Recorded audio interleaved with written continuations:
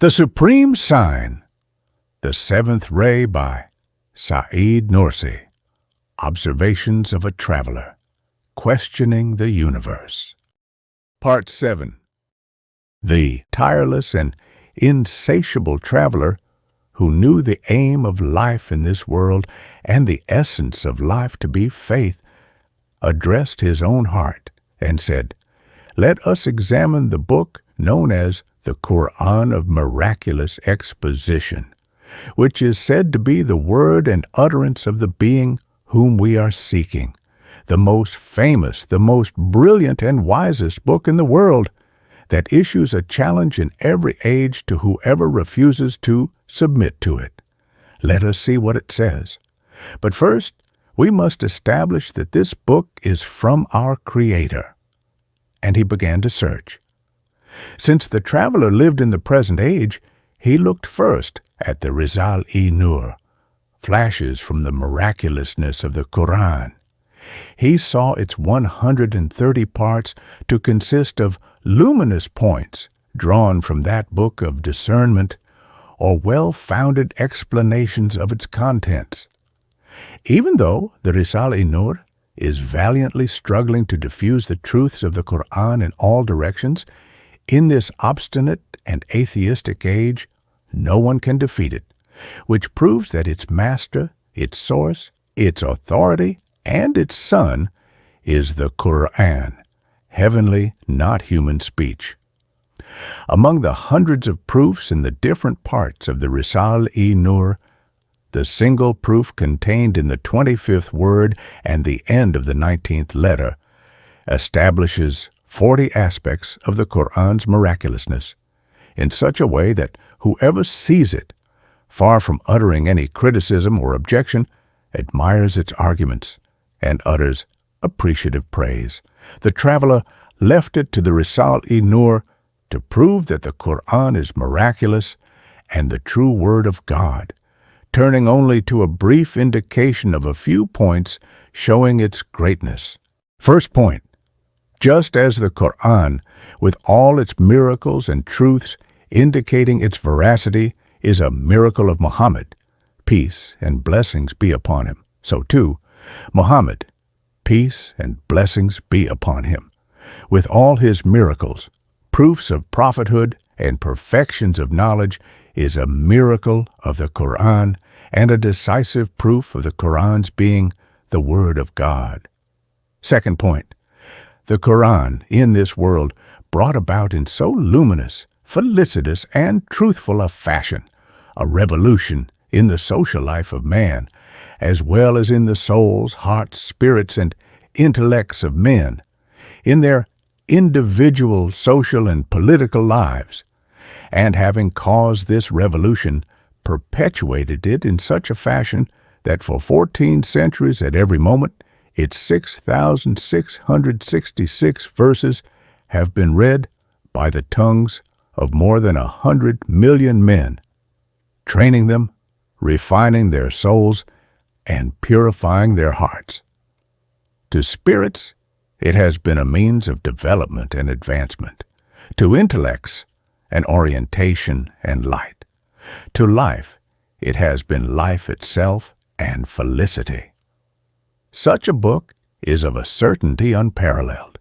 It is a wonder, a marvel, and a miracle. Third point. The Quran, from that age down to the present, has demonstrated such eloquence that it caused the value attached to the odes known as 7 hanging poems that were written in gold on the walls of the Kaaba to descend to such a point that the daughter of Labid, when taking down her father's poem from the Kaaba, said, "Compared with the verses of the Quran, this no longer has any value." A Bedouin poet heard this verse being recited, "Therefore expound openly what you are commanded," Quran 1594, and immediately prostrated. They asked him, "Have you become a Muslim?" "No," he replied, "I was prostrating before the eloquence of this verse." Thousands of scholars and litterateurs, like geniuses of the science of rhetoric, such as Abd al-Qahir Jurjani, Sakaki, and Zamakhshari, have unanimously decided that the eloquence of the Quran is beyond human capacity and is unattainable.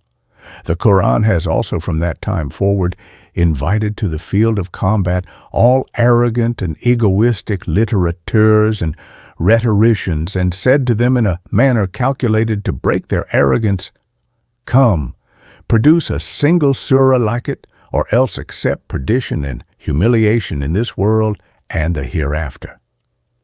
Despite this challenge, the obstinate rhetoricians of that age abandoned the short path of producing a single surah like the Quran, and instead chose the long path of casting their persons and property into danger. This proves that the short path cannot be taken. Millions of Arabic books are in circulation, some written by friends of the Quran in order to resemble and imitate it, others written by its enemies in order to confront and criticize it. Not one of them has been able to attain the level of the Quran. Should a common man even listen to them, he is sure to say, "The Quran does not resemble these other books, nor is it in the same class as they. It must be either below them or above them." No one, no unbeliever or fool in the world can say that it is below them. Hence, its degree of eloquence is above all of them. Once a man read the verse, "All that is in the heavens and the earth extols and glorifies God." Quran 57:1. He said, "I cannot see any miraculous eloquence in this verse."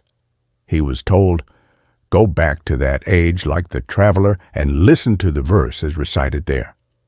Imagining himself to be there before the revelation of the Quran, he saw that all the beings in the world were living in an unstable, transient world, in empty, infinite, and unbounded space, in confusion and darkness, lifeless and without consciousness and purpose. Suddenly, he heard this verse proclaimed by the tongue of the Quran, and the verse removed a veil from in front of the universe and illumined the face of the globe. This pre-eternal speech, this eternal decree, gave instruction to all conscious beings, drawn up in the ranks of succeeding centuries in such fashion that the cosmos became like a vast mosque. All of creation, headed by the heavens and the earth, was engaged in vital remembrance of God and proclamation of His glory, was joyously and contentedly fulfilling its function. All of this our traveler observed, thus tasting the degree of the eloquence of the Quran, and comparing the other verses to it by analogy, he understood one of the many thousands of wise reasons for the conquest of half the globe and a fifth of humanity, by the eloquent murmuring of the Quran, for the uninterrupted continuance of its respected and magnificent monarchy for 14 centuries. Fourth point, the Quran has demonstrated such a voracious sweetness that whereas the repetition of even the sweetest thing induces disgust, it has from earliest times been accepted by everyone and even become proverbial, that repeated recitation of the Quran, far from inducing disgust and weariness in men of sound heart and pure taste, on the contrary, increases its sweetness.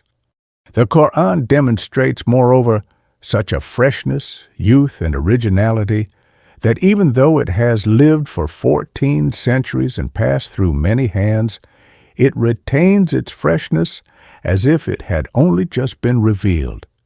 Every century sees the Quran enjoying a new youth, as if it were addressing that century in particular.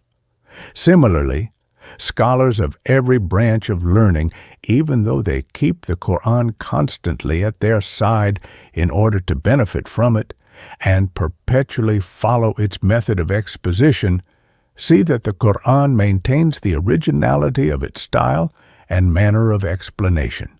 Fifth point, One wing of the Quran is in the past, and one is in the future, and like its root and one wing are the agreed truths of the former prophets, and it confirms and corroborates them, and they too confirm it with the tongue of unanimity. So too all the true Sufi paths and ways of sainthood, whose fruits, like the saints and purified scholars who receive life from the Quran, show through their vital spiritual progress that their blessed tree is living, effulgent, and the means to truth, and who grow and live under the protection of its second wing, testify that the Quran is pure truth and the assembly of truths, and in its comprehensiveness, a matchless wonder. Sixth point, the Quran's truthfulness and veracity show that its 6 aspects are luminous.